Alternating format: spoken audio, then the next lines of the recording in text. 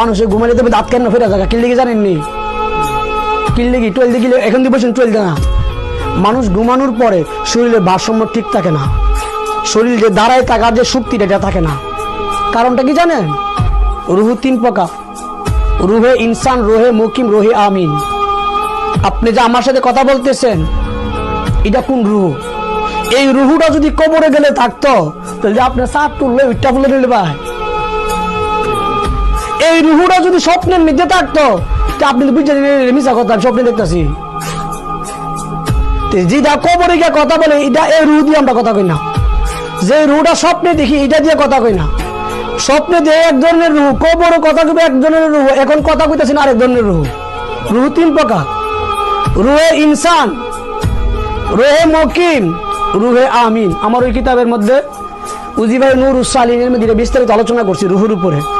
ঘুমটা কিন্তু মৃত্যুর অংশ ঘুমাই গেলে আপনার কি আল্লাহ সব কিছু দেখা গেছে গড়ে যে চল্লিশ মনে আসেনি ওই কবরে দিন যাবে মন থাকতো